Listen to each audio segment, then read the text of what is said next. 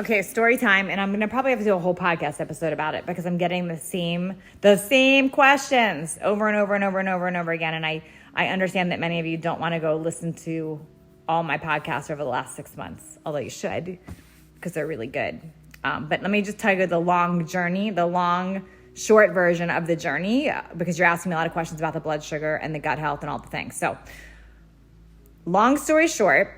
About a year and a half ago, things started really changing on my body.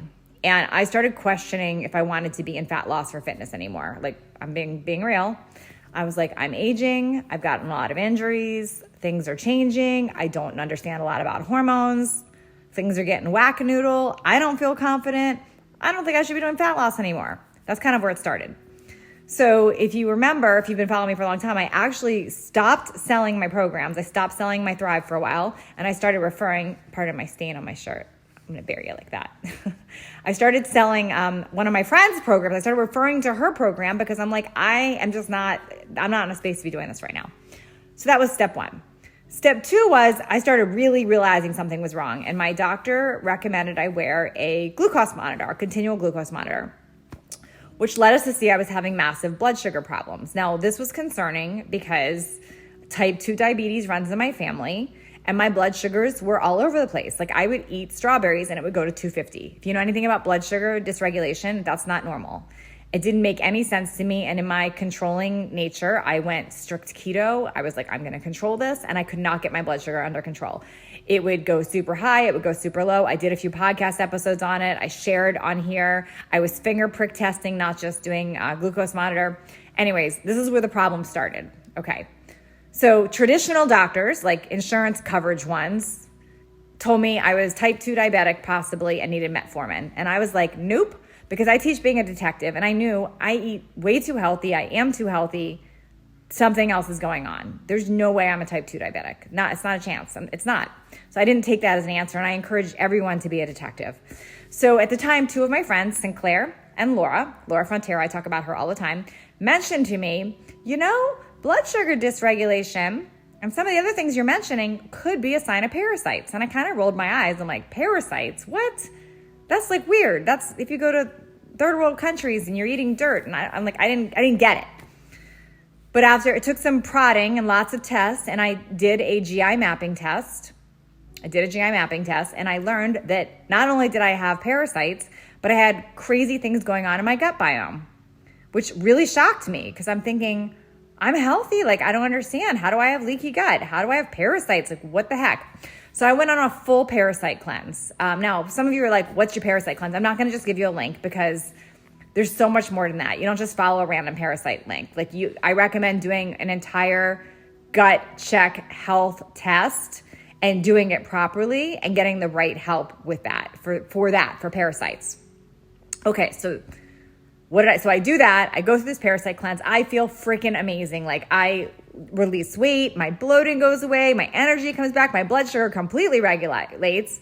I physically saw the parasites leave my body. I did 2 master classes with Laura about parasites. You could probably find them on YouTube still. I'm sure we'll do future ones because it was so powerful. And we educated people about parasites. But Laura kept saying to me, Natalie, there's more to that. There's parasites don't just live in your body. Like, we could eat the same raw sushi, for example, and a parasite will survive and thrive in them, and somebody else, it's not going to survive and thrive. Why does it survive and thrive in some and not in others? Well, because in some people, if you've got heavy metals or leaky gut or mold poisoning or ruptured silicone breast implant, or you've got toxins in you, if that's what's going on, parasites and bad bacteria will thrive and grow in you. So that's what was happening with me. Okay. So I didn't know this at the time. So I did the parasite cleanse. I'm feeling great. She kept telling me this. We then learn I have black mold in our house in San Diego. Crazy, right? But I felt great. I'm like, I don't feel anything. I feel fine. My husband felt sick, but we learned we have black mold. So we move out of our house in San Diego. We're like, that's not good. I see on my total toxin testing, black mold is in my body. Not good for us. We leave. Then I start getting more and more symptoms. I'm done the parasite cleanse. I'm out of the black mold, all the things. I'm starting to get more and more symptoms. I'm eating the way that I teach. I'm doing all the healthy things. I'm working out. I start getting dark circles under my eyes. I start getting a rash. I start getting really itchy. Like, my scalp was I was always scratching my scalp. Like everything was always itching. And just a lot of swelling. And I thought that's just not normal either. So then I learned accidentally that my breast implant, my silicone breast implant, which happened to be my 5th set in 33 years. Yes, it's a whole nother story. You can check out my Explant reel if you want more information there.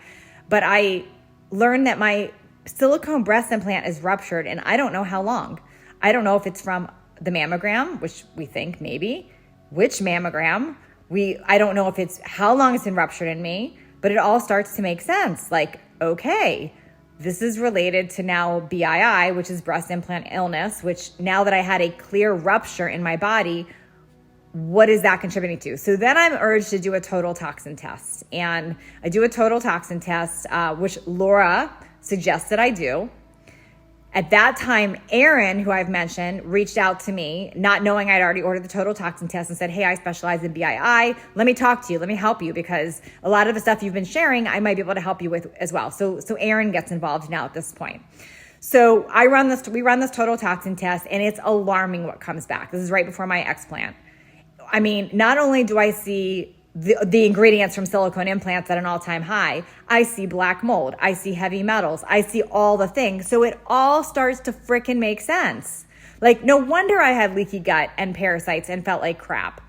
So the final step, well, what's not actually the final step, but the final step to where I am now is I had the Explant. I removed them. I hesitated at first. I was going to replace them, but I'm like, nope, health comes first. I'm removing them. I'm done with them. I removed them, and I cannot believe in 1 week, it's 10 days now, 10 days the time of me recording this right now for you, how different I feel. The bags are gone. My energy is back. The weight just like fell off, the bloat, the excess inflammation, feeling amazing. I haven't even started the detox protocol yet. Like, unbelievable to me.